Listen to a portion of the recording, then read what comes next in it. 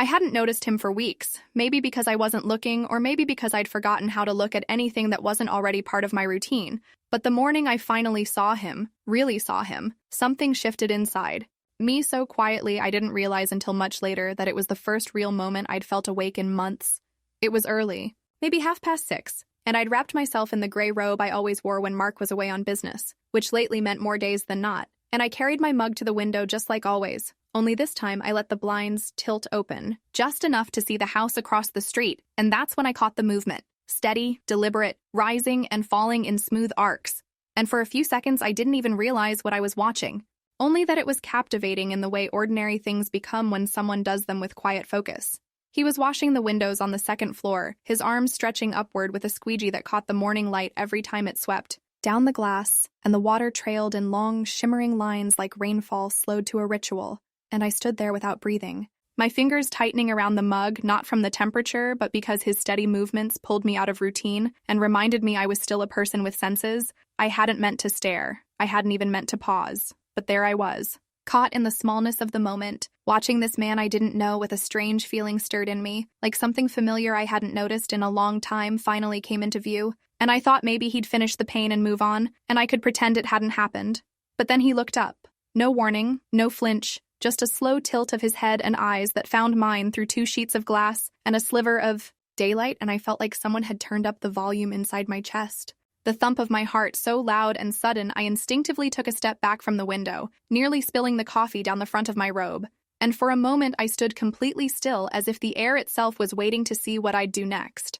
He didn't wave, didn't nod, didn't blink, only smiled. A soft, almost smile that barely moved his mouth but lit something in his expression I couldn't describe, and before I could decide if I was supposed to respond, I was already backing, away from the blinds, pulse hammering in my throat, wondering if what I felt was embarrassment or something closer to electricity. The moment passed, but its echo stayed, and as I sat at the kitchen counter pretending to read the news on my phone, I couldn't stop thinking about the stillness in his gaze or the way the sunlight had caught the corner of his mouth. And I told myself it was just curiosity, just the novelty of a new neighbor who happened to be young and quiet, and oddly compelling in a way I hadn't felt drawn to in years. Started noticing more after that. How he always wore dark clothes even when the mornings were warm. How he moved through his front yard like he belonged to the silence. How he never looked rushed or distracted the way most people did when they left the house. And I told myself I was simply observant, simply aware of my surroundings, but the truth was more pointed. I had begun waiting for him. I would make my coffee slower, stretch out the moments before the first sip, pretend I needed something from the living room just so I could pass the front window at the exact time he stepped outside with his mug in one hand and earbuds tucked into his ears like armor. And though I never saw his lips move, I imagined the music matched the measured pace of his feet across the gravel. Mark's calls grew shorter and more irregular, always clipped with half apologies about time zones and hotel Wi-Fi. And while I nodded through them with practiced warmth, I couldn't help feeling the growing gap between what he told me and what I no longer asked, and the house became a quieter place where clocks ticked louder and my breath felt heavier at night, but each morning brought a strange lift to my chest that I didn't question too closely. Then one day he said something, not much, not even a conversation really, but enough to mark the shift. I was taking the recycling out, a mess of flattened boxes under one arm, and he passed me on the walkway with one earbud out and said, "Morning," in a voice that was lower and steadier than I'd expected, and when I replied with a soft hello, he didn't keep walking right away, didn't rush to fill the silence, only looked at me for a moment longer than necessary before giving the faintest nod and continuing toward his porch without glancing back. That night, I lay in bed and stared at the ceiling, my body still and my thoughts too loud, because what lingered wasn't the sound of his voice or the way he held his mug, but the weight of his gaze and the quiet recognition it seemed to bring. Not romantic, not personal, but human. The sense of being noticed without needing to perform. The sense of being seen not for what I offered, but simply for being there. That night, I fell asleep later than usual. Not because I was restless, but because I kept replaying the way his eyes had lingered on mine without apology. The way his voice had sounded unhurried and simple, as if speaking to me was part of something normal rather than a break in routine. And though nothing about our interaction could be called intimate or even memorable to an outsider, to me it clung like the scent of something faint but familiar, a thread of attention that pulled gently against the quiet fabric of my life. The next morning I stood by the coffee maker longer than I needed to, watching the slow drip and the rising curl of steam like it was some ritual meant to delay the inevitable. And when I finally turned toward the window, I did so with purpose masked as passivity, holding the mug with both hands and lifting the Blinds not all the way, but just enough to see his front garden bathed in the cool light of early sun. He stepped out right on time, like he always did, wearing that same black long-sleeve shirt that clung to the edges of his shoulders and faded jeans with a tear near the knee that looked like it had earned its place over years, not fashion. And he didn't look over, but I watched anyway. Watched the way he tilted his head slightly, as if listening for something beneath the music in his ears. And I wondered what it was like to start every morning without speaking, without explaining, without adjusting yourself to another person's pace or preference. Mark had once called his job a relationship with urgency, as if that excused the dinners skipped and the texts unanswered, and the thousand small ways his absence became louder than his presence. And though I had learned not to resent him, I had also learned how to live around the emptiness, how to fill the silences with background noise and errands and chores and well-meaning lists that never left room for noticing anything like the way someone moves through their yard in solitude. I didn't know much about Vincent, only what the neighbors had guessed in fragments. A man in his early 40s, moved in a month ago without much explanation. No visible friends or family, no decorations outside the house, and only one car that never left the driveway except on Thursdays, and someone had whispered that he was a widower, said it with the hushed reverence people use when death is mentioned too close to a front lawn, but none of that mattered to me as much as the quiet certainty he carried with him, as if he had made peace with solitude in a way that didn't seem bitter or burdened. That evening, I caught myself turning off the lamp in the bedroom a little earlier than usual, letting the dim hallway light cast soft shadows across the ceiling as I moved slowly past the window, and I don't know what I expected to see, but when I looked across the street, the window on his second floor was dark, except for one small pulse of red light, soft and rhythmic, the unmistakable ember of a cigarette held by someone standing just far enough from the glass to remain unseen except in outline. He stood still, framed by the dark like a thought not yet spoken, and I leaned closer without meaning to, letting my fingertips rest lightly on the windowsill, breathing shallowly because something about the moment felt too delicate to disturb, and I watched that glowing point shift slightly as he exhaled smoke I couldn't smell, feeling it anyway, like a presence passing between us in silence.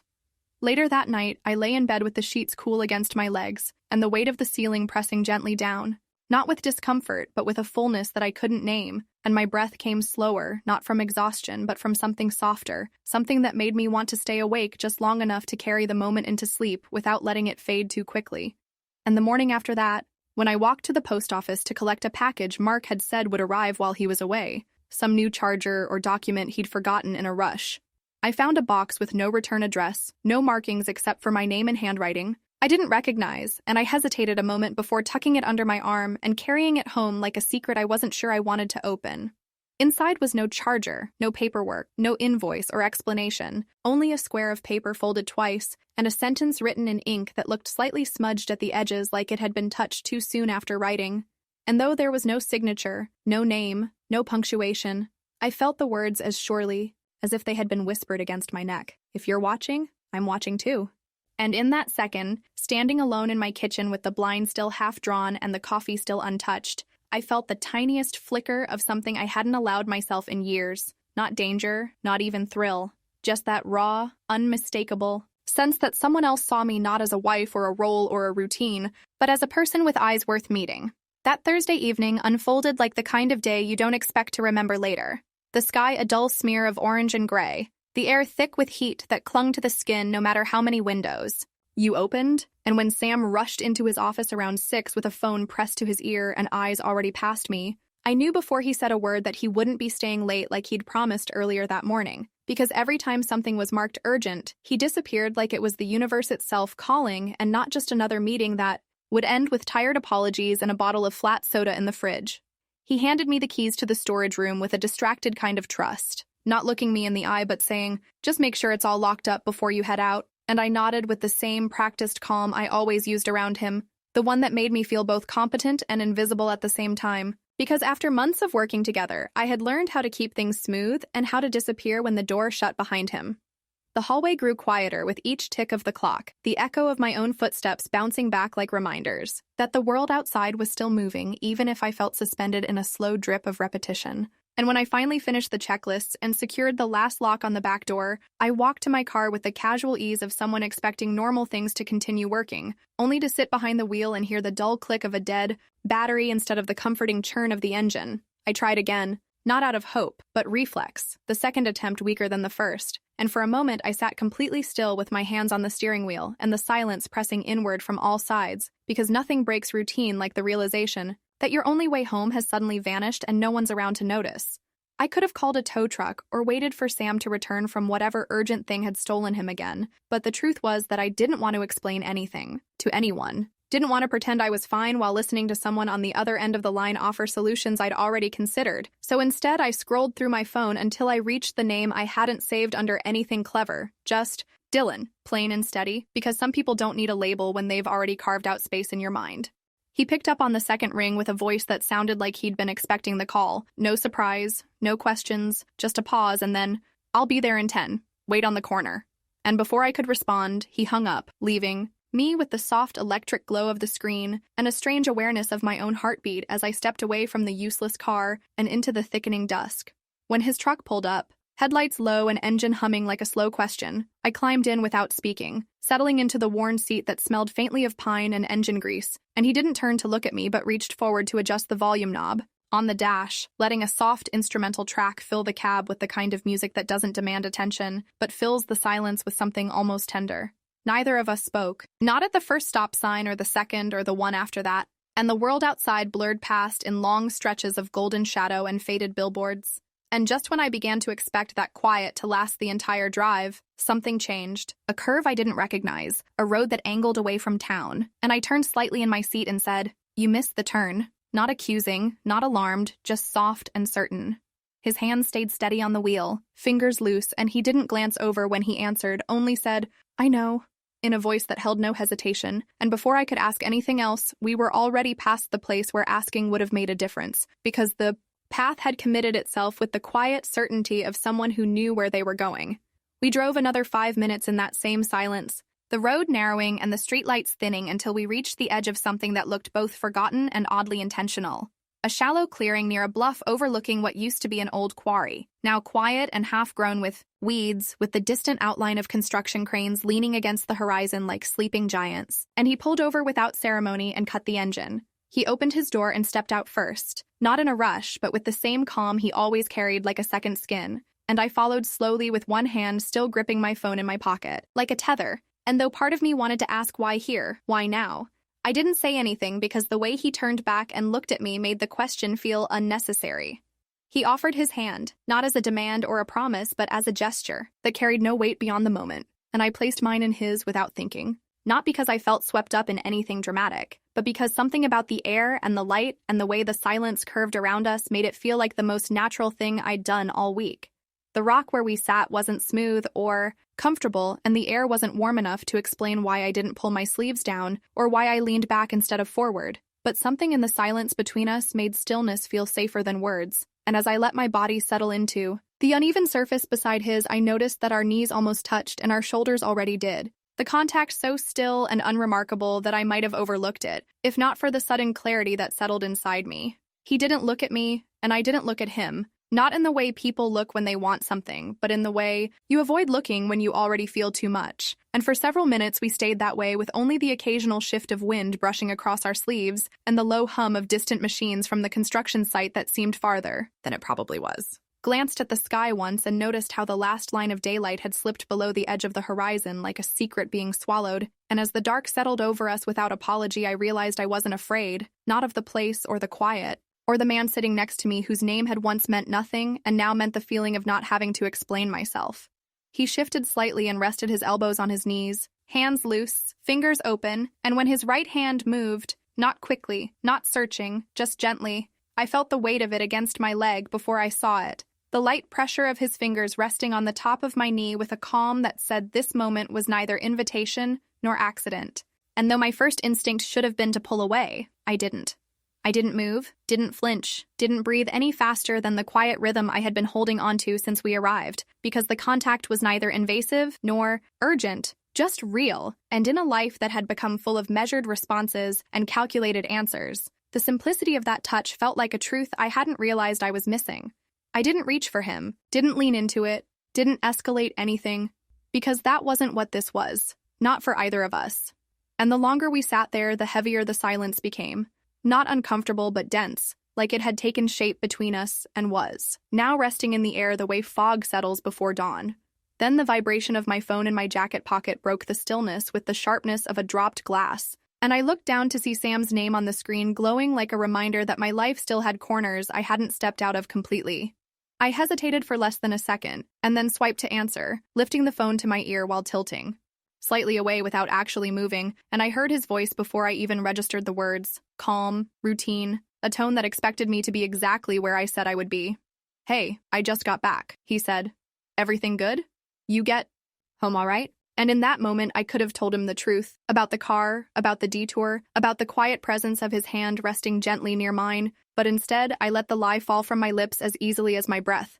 "Yeah," I said, steady, practiced, familiar. "I stopped at the gas station near the overpass, just waiting for a jump, but it's fine now. I'll be home soon." He told me to be careful, that he'd heat something up for dinner if I wanted it, and I told him not to wait, that I wasn't hungry, and we hung up like it was any other Thursday evening.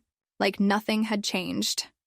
I slipped the phone back into my pocket and looked straight ahead, not at Dylan, not at the rock beneath us, but at the slow ripple of lights from the site in the distance. And for a while, we didn't speak because we didn't need to. Eventually, he pulled his hand back without saying a word, brushing the dust from his palm as he stood and offered me the same steady look he had when he opened the truck door the first time. And I nodded without smiling because this wasn't a moment that needed one. We drove back through the same streets with the same music playing, still instrumental, still slow, but this time the silence between us felt different. Not heavier, not lighter, just understood. When he stopped at the curb near my house, I opened the door without hesitation, one foot on the pavement and one still in the truck, and for a second I turned to say something but nothing came, because nothing needed. I closed the door gently behind me and walked up the steps with the soft crunch of gravel under my shoes, hearing the engine pull away as I slipped the key into the lock and stepped back into a house that still smelled like the same detergent and leftover takeout and a life I had once built with both hands and now entered like a guest. I didn't turn on the lights right away, just stood there in the dimness of the hallway, breathing in the stillness and letting the echo of the quarry settle in my bones like something I had taken with me without permission. And upstairs, as I passed the bedroom mirror, I caught my reflection in the low light, and for the first time in weeks, I didn't look away. I told myself it was about the hammer, that I needed to hang the framed print that had been sitting on the floor against the hallway wall for 3 months now, gathering dust along the edges like it had resigned itself to being forgotten. And I told myself it made sense to ask Dylan because he was right next door and always had the right tools and probably wouldn't mind a quick favor. But deep down, I knew neither of us believed that story anymore, and yet I walked across the driveway with my hand curled loosely into a fist and my breath tight in my throat, rehearsing nothing because no script would have made this feel casual. The door opened before I knocked, his figure filling the frame with that same calm presence that never rushed, and I saw that he was leaning into the threshold with his shoulder, pressed gently to the wood like someone who had been waiting just long enough to make it seem coincidental, and though neither of us said it out loud, I felt in my chest that we were both completely aware of what this visit really was, and what it wasn't pretending to be. He stepped back just enough for me to enter, not too far to feel distant, and not close enough to feel imposing, and I crossed into the familiar hush of his entryway with the air around us, buzzing in that low, silent frequency that only tension carries, the kind that doesn't announce itself but makes every inch of your skin feel more alive than it should. I made some vague mention about the hammer, about the wall, about the frame that was too heavy for nails alone, and he nodded with a small, half-smile that didn't mock me but didn't quite take the words at face value either, and I knew he could see through it. But let me say them anyway, because part of the ritual was pretending that we still needed reasons to be near each other. We stood there in the narrow hallway where the floor creaked just slightly under every shift of weight and the air between us held still like it had learned to wait. And I don't know how long we stayed like that, exchanging short sentences about nothing. The weather, the noise from the street, the strange neighbor 2 houses down who always parked crooked. But none of it mattered because every word was stretched over something we weren't yet saying. His hand brushed the edge of the doorframe as he leaned slightly closer. Not enough to call it movement, but enough to blur the line between personal space and possibility, and I found myself matching his posture without thinking, my back barely grazing the side table that held a single book and an old set of keys. And the longer we stood there without breaking the silence, the more I felt my pulse pushing upward into my throat like it didn't know where else to go. Eventually I turned as if to leave, my fingers already curling around the strap of my purse and my mouth forming the polite goodbye that never fully came out, and I stepped backward down the first stair without really watching my feet, maybe by accident or maybe on purpose, maybe because I wanted something to break the standoff, or maybe because I had grown tired of holding everything still. Either way, my heel caught the edge of the step, and I stumbled with just enough force to make it real, arms reaching out without direction, and before I could catch myself, his hands were already there, one gripping my elbow and the other at my waist, pulling me upright in a motion so smooth and instinctive that I felt more lifted than caught. We froze like that, so near that I could see every small change in his expression, so near that uncertainty no longer felt necessary. And before I could think too much, I leaned in and our foreheads touched gently, like a silent confirmation of what we both knew. What passed between us wasn't dramatic or impulsive, but deliberate and quiet, a moment that felt suspended in time without needing to be explained. And in that space there was no room for noise or confusion or guilt, only breath and heat and the soft curve of mouths that already knew they wouldn't pretend after this. When we pulled apart, it wasn't because we had to or because the moment lost momentum, but because something in both of us knew this kiss wasn't meant to explode or dissolve. It was meant to pause, to make us look at each other and ask the thing we hadn't dared ask before. His forehead rested against mine, with the gentlest weight, the kind that anchors rather than leans, and his voice came low and close as he said, "Are you sure?" Like he needed to hear it from me before we crossed any further, and I nodded because I was, because there was no longer anything uncertain in the way I felt. He didn't smile, didn't press further, only held my gaze as if memorizing the answer, and then whispered, "Then don't regret it when it gets loud." And I blinked not out of confusion, but because the words landed with the weight of something I didn't yet understand. I left without saying much because it felt like adding anything more would have cracked the moment in two. And as I stepped out into the evening air, I noticed how the temperature had dropped, but I didn't shiver, didn't feel cold, didn't even bother to fasten the second button of my coat, because some part of me was still too full of the warmth we had created in that tiny hallway where nothing and everything had just shifted. I walked slower than I needed to, taking the long route through the side yard where the hedges bent toward the sidewalk and the ground dipped slightly at the fence line. And with each step I kept replaying the kiss in my mind, not to cling to it but to make sure it had actually happened, that I hadn't imagined the feeling of his hands steady on my waist or the way he had breathed my name without saying it. When I opened my front door and stepped into the familiar scent of citrus cleaner and cooled-off air, I was struck not by guilt, but by how small everything suddenly felt. The framed photos, the neat cushions on the couch, the folded laundry I hadn't yet taken upstairs. As though each object belonged to a version of me that had gone quiet, long before this night ever happened.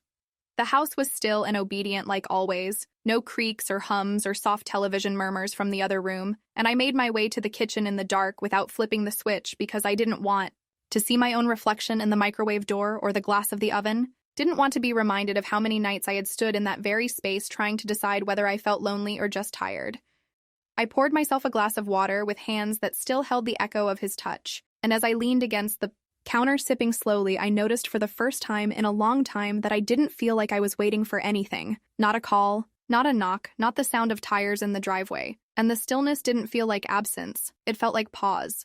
Upstairs, I moved quietly through the bedroom, picking up a sweater from the back of the chair and placing it into the drawer, without needing to, brushing the corner of the nightstand as I passed, letting my fingers drag slowly across the edge of the picture frame that still held a photo from a beach trip 5 years ago, where I was smiling towards someone just out of frame, someone who had been so busy checking emails that he never noticed the moment he was in.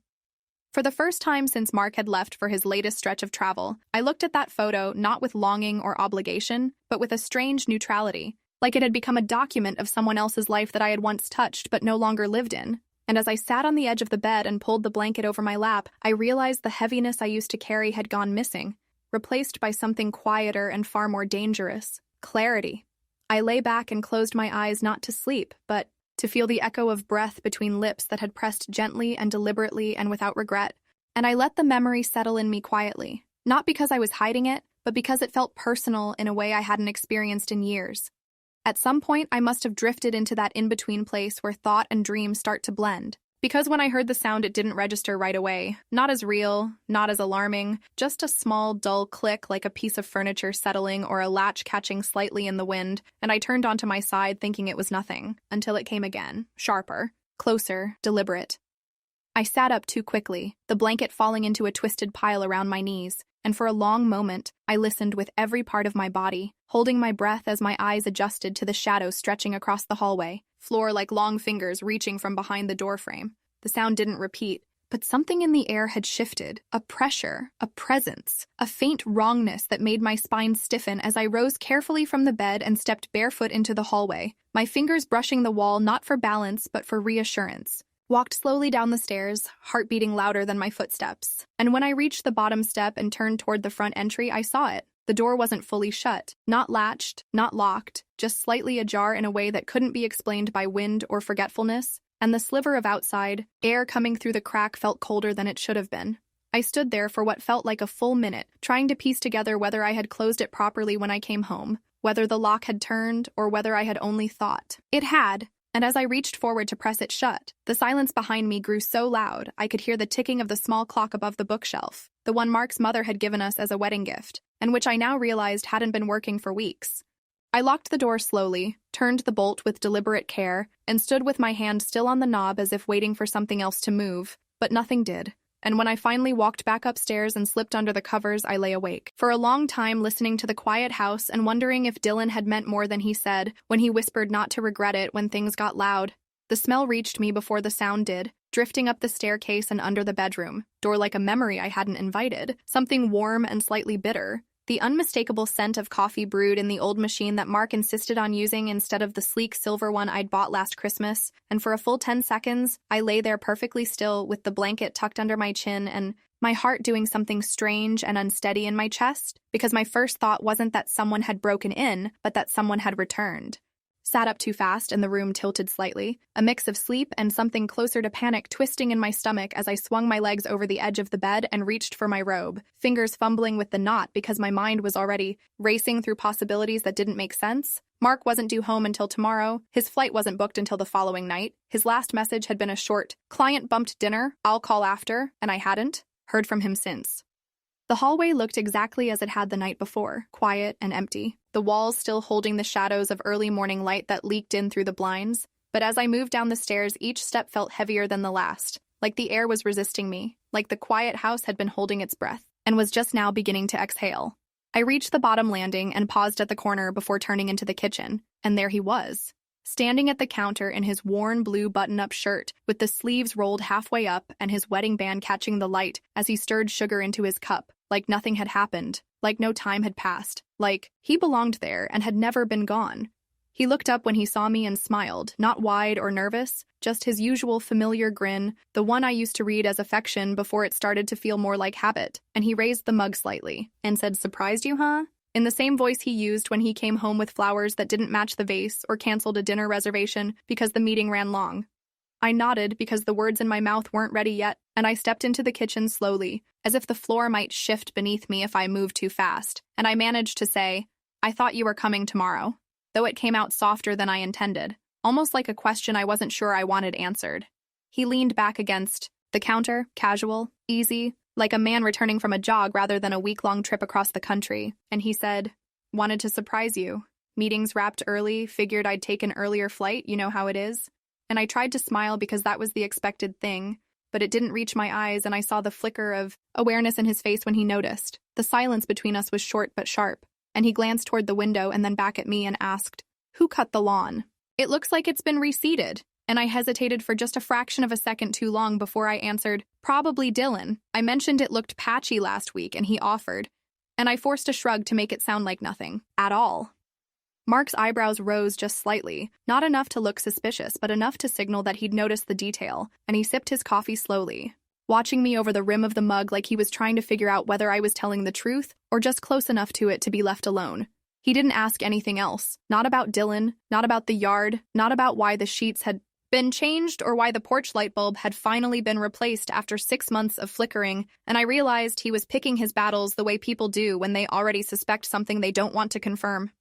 Later that afternoon, I stepped out into the backyard under the pretense of checking the garden hose, and I caught sight of Dylan on his side of the fence, standing still with one hand on the edge of a flower pot, and his eyes already on me, and he didn't wave or smile, only tilted his head slightly and lifted his brows in a silent question that didn't need words. I gave the smallest nod I could manage, the kind you give when you don't know what's safe to say but need to say something anyway, and though he didn't move, I saw the flicker of concern cross his face before he looked away, his hand tightening slightly around the rim of the pot like it was the only thing anchoring him there. That night, while Mark was upstairs unpacking and I was pretending to be busy in the laundry room, I felt the buzz of my phone in my back pocket, and when I pulled it out, I didn't need to see the name to know who it was from. The message was short and quiet, and it read, "Say the word if you need out. I won't open the door unless you knock first." And when I stepped outside an hour later, barefoot on the back steps with my arms wrapped around myself and the moonlight catching the edge of Dylan's second-story window, I saw that the blinds were finally drawn for the first time since he moved in. I stood outside longer than I meant to, barefoot on the cold wood of the back step with my arms crossed more for containment than warmth, staring across the stretch of dark yard that separated our house from Dylan's, and although the blinds on his second-story window were drawn shut, I couldn't stop looking at the place where I used to catch flickers of light and quiet movement, the outline of a shoulder leaning against a window frame or the faint red glow of a cigarette held still, between fingers that never fidgeted.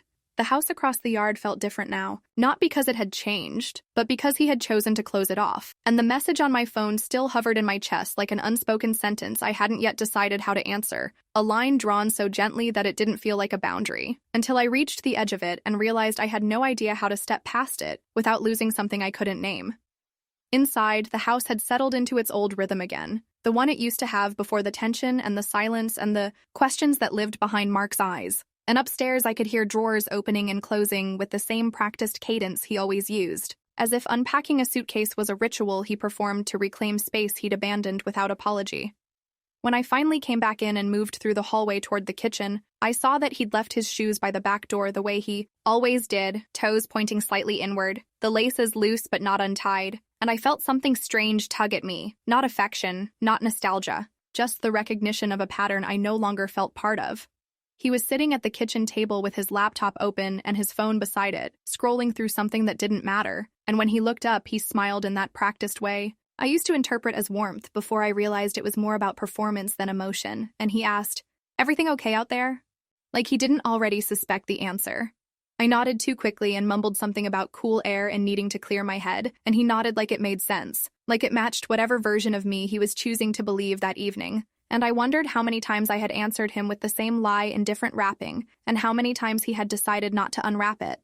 The hours that followed were filled with quiet gestures and background noise, the clink of forks against plates during a dinner neither of us tasted, the soft murmur of the television playing a show we didn't watch, the rustle of bed sheets as we moved on opposite sides of a mattress that used to feel shared and now felt more like a border.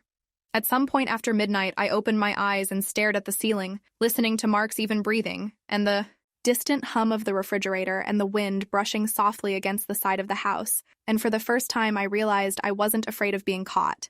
I was afraid of being ignored, of disappearing quietly in plain sight and having no one notice the difference.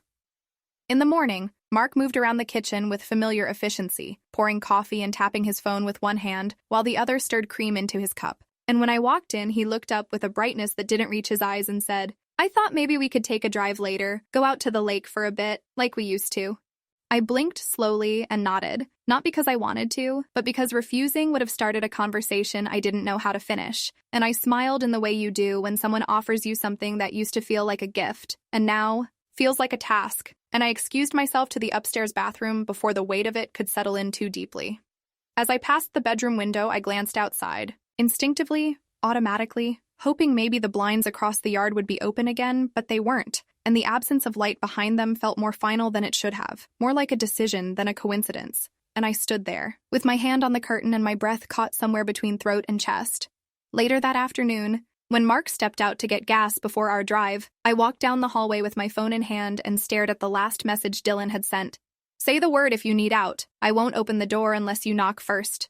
And I read it twice, not because I didn't understand, but because I needed to feel the weight of its offer settle against the part of me that still wasn't sure I deserved that kind of care. I didn't reply. I didn't delete it either. I just let it stay there, quietly, like a key I wasn't ready to use but couldn't bear to throw away. And when I walked into the kitchen and saw Mark's travel mug sitting by the sink, still warm, I reached for it and held it in both hands without drinking, just feeling the heat fade and wondering how long I could keep pretending I didn't already know the answer.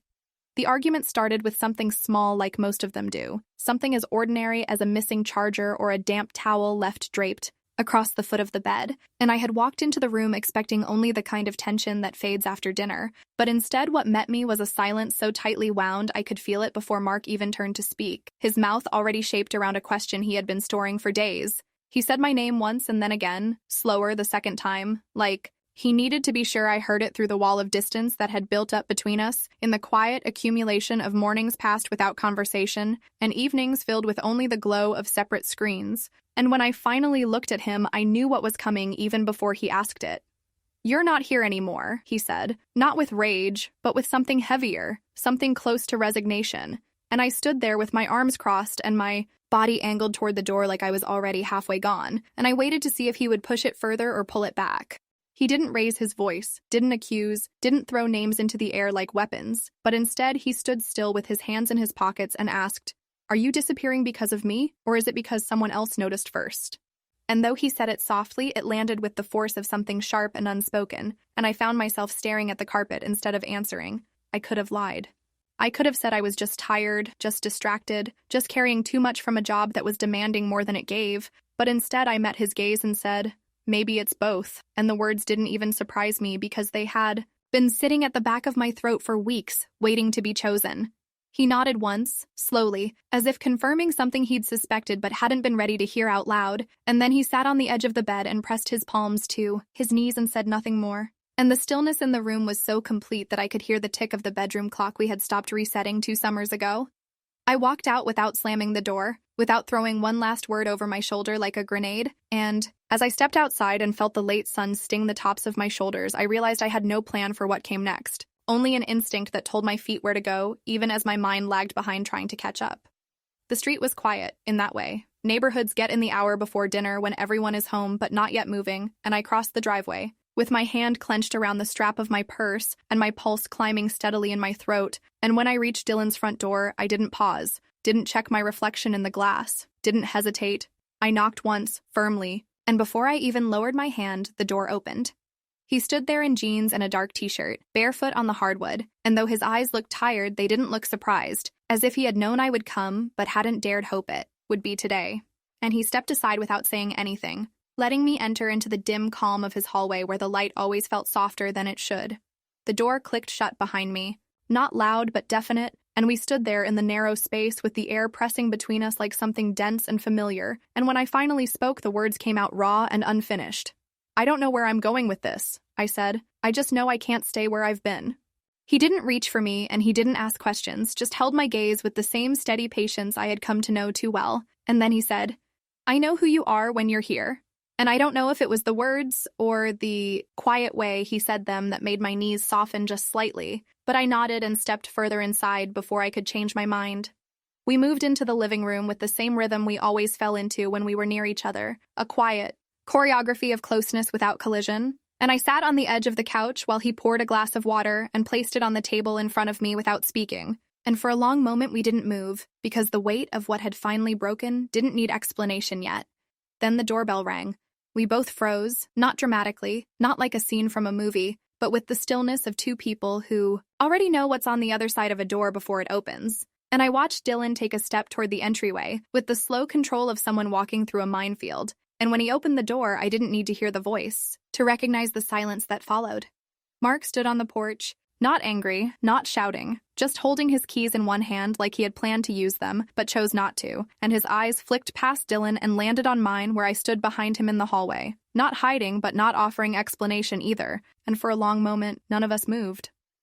"I forgot my charger," Mark said finally, his voice even, his gaze unreadable, and Dylan stepped aside without a word as my husband crossed the threshold, looked once at the couch, then back at me, and said, "I thought maybe you were still home." And when he turned and walked away without waiting for a reply, the sound of the door clicking shut behind him was quiet. But it was louder than any slam.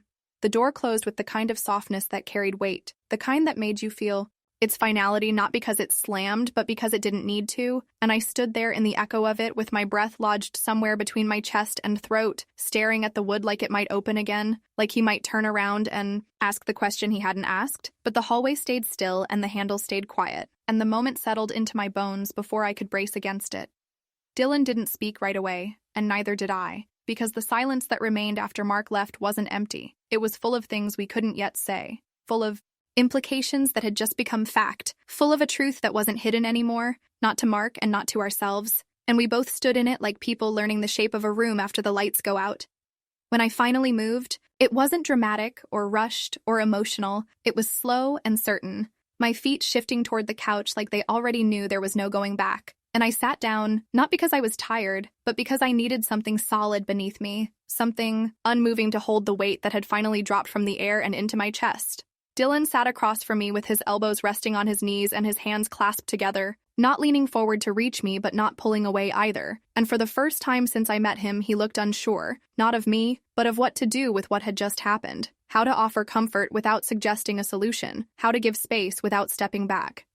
I said his name once, and it landed between us like something gentle but irreversible, and when he lifted his eyes to mine, I saw everything I needed to see. Not apology, not hesitation, just understanding, and I knew then that he had seen this, coming long before I did, that he had been waiting not for the moment I would choose him, but for the moment I would stop choosing to disappear. I didn't think he'd come, I said finally, and it wasn't meant as an excuse or a confession, just a truth that needed air, and Dylan nodded once, not judging, just listening. And then he leaned back against the chair like the shift in gravity had settled evenly between us. We didn't talk about what it meant or what came next. We didn't make declarations or draw lines in the air, because that wasn't who we were. Not two people who rushed into definitions, but two people who lived between moments until they stretched long enough to become decisions, and this moment had just taken shape in a way that didn't allow for denial. After a while, I stood and walked to the window, parting the curtain with 2 fingers and staring at the street where Mark's car had disappeared. And I didn't cry, didn't shake, didn't even blink for a while. I just watched the empty stretch of pavement where the shape of him still lingered in my mind like the imprint a ring leaves on your skin after you've taken it off. When I turned back, Dylan was still sitting in that same quiet way, his eyes following me not with need but with steadiness. And I sat beside him and rested my hands on my thighs, palms down, the way I always did when I needed to feel grounded, and he reached for one of them without forcing it, his thumb brushing the curve of my wrist like he was reminding me I still had a pulse. We didn't kiss. Not then. Not yet. Because this wasn't about touch. This was about space. About what it meant to be held without being claimed, to be seen, without being demanded, and the silence between us was no longer full of hesitation. It was full of recognition. Later that night, when I returned to my house, I entered with the slow carefulness of someone stepping into a memory. The rooms all exactly as I had left them, the scent of morning coffee still faint in the kitchen, Mark's mug rinsed but not put away, his bag zipped and waiting by the stairs like a silent question I wasn't going to answer. I didn't go to bed right away. I sat on the floor by the window instead, knees pulled up, forehead resting against the glass, staring out at the dark square of Dylan's house with the curtains still drawn and the lights still off. And I wondered how something so quiet could feel so loud now that the truth had no reason to whisper. At some point, I stood and moved through the house, turning off lights and checking locks, not because I needed to, but because routine is hard to break even when it no longer feels like yours. And when I passed the photo of me and Mark from our trip to Vancouver, the one where we were laughing at something that probably wasn't funny, I didn't stop, didn't touch the frame, didn't pause to remember. I just went upstairs and changed into the same gray robe I wore on that first morning when I saw Dylan cleaning his windows. And I stood in the hallway for a long moment, staring into the bedroom where everything had started to come undone. And I realized the only thing louder than the sound of a door closing is the sound of nothing following it. And that night, for the first time in months, I didn't dream of escape or guilt or confusion. I dreamed of silence, and it didn't scare me. Mark didn't yell, didn't accuse, didn't send a string of late-night texts or leave angry voicemails demanding explanations, and maybe that was what made it worse. The absence of reaction, the smooth and practiced silence that followed his departure, like he had already decided that no part of me was worth fighting for anymore, and that realization settled heavier than anything he could have said out loud. 2 days later, the papers came in a manila envelope dropped through the mail slot. No courier, no warning, just the dull slap of cardboard on tile and the sudden knowledge that whatever held us together was now being reduced to a checklist, to signatures and margins and legal phrasing written in neutral tones that didn't match the life we'd once lived in this house. He didn't ask to meet, didn't request to talk things over, just sent a short email that read, "We both know, it's time. I won't make this harder than it has to be." And I stared at the screen for a long time, not because I didn't agree, but because I wasn't used to things ending without ceremony, without the illusion of repair, and I kept wondering whether he had known it was over long before I let myself admit it. I told myself I would wait before replying, that I needed to think it through, to feel something final before I added my name to the ending, but the truth was simpler. I had already left the marriage long before I left the house, long before Dylan and the quiet spaces that grew between us turned into something that felt more like presence than temptation. What surprised me more was the neighborhood. It's strange how people look at you differently when you've stepped even an inch outside the line of what's acceptable. How the same women who used to wave from their driveways now pretend they don't see you crossing the street. How the man who used to bring his trash bins out at the same time as mine suddenly does it half an hour later, like grief or divorce or something less nameable might be catching. I overheard someone at the market, not intentionally, just close enough to the cereal aisle to catch it, mention the word affair with a tone that carried more curiosity than judgment. And I kept walking with my head held steady and my hands relaxed at my sides. Not because I didn't care, but because I had finally reached the point where shame had less power than clarity. Dylan disappeared for 3 days after Mark showed up at his door, and I didn't text him, didn't call, didn't stand on the porch staring at his windows hoping for the curtains to shift, because whatever this was or had been needed space to breathe or break on its own, and I wasn't going to chase something that had only ever walked toward me at its own pace. When he returned, it was with less sound than he'd left, his truck rolling up the driveway just before dawn, the engine cut before the sun crested the roofs, and I watched through my window as he carried 2 small bags into the house with shoulders lower than I'd seen them, his steps heavier, more human, and I didn't reach out because I understood something now that I hadn't before. Presence isn't about proximity, it's about permission. He came by the next day just after noon, knocked once on the back door like he used to, like nothing had changed and everything had, and when I opened it, he stood there with a quiet in his eyes I couldn't name, then said, "I sold the house, closing's next week." And I didn't ask where he was going, didn't ask why, because the way he said it told me everything I needed to know. "I wasn't supposed to stay this long," he added after a pause, and I nodded even though part of me wanted to say that he hadn't stayed long enough, but I didn't, because sometimes honesty just makes the leaving harder, and neither of us needed more weight in a moment that was already sagging.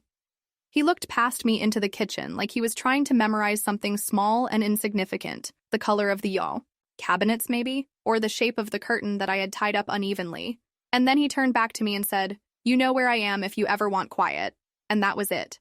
He didn't ask for a kiss, didn't reach for my hand, didn't make it romantic or cinematic, just left the way he had come, slow, steady, without needing to explain. And after he left, the window across the yard stayed bare. No curtain, no shadow, no flicker of light, just a rectangle of glass staring back at me, with the kind of emptiness that doesn't ache, just settles.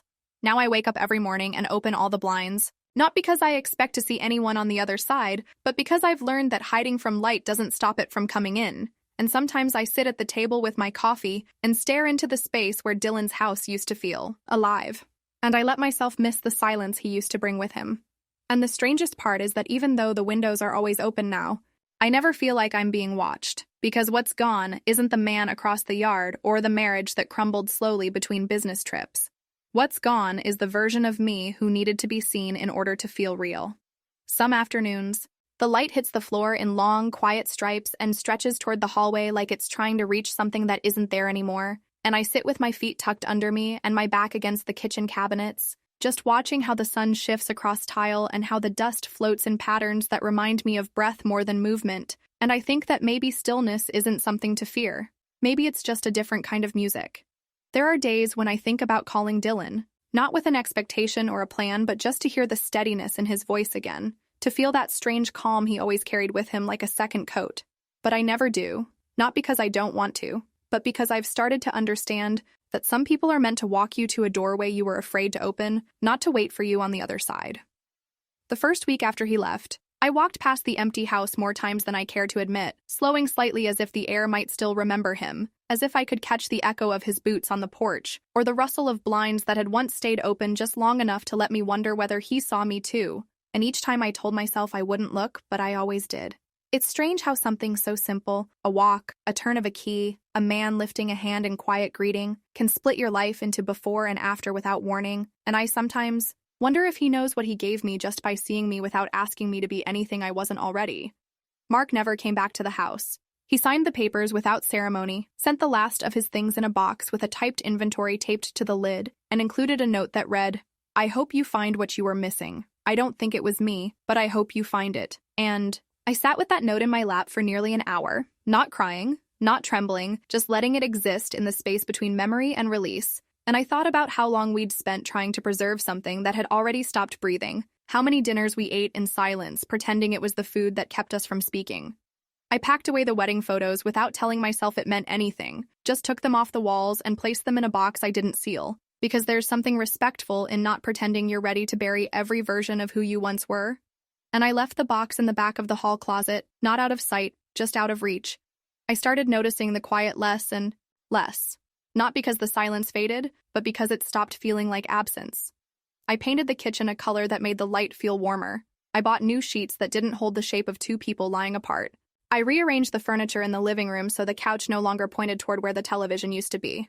I didn't throw things away in anger or erase anyone from the narrative. I just began building something that didn't rely on someone else's presence to feel real.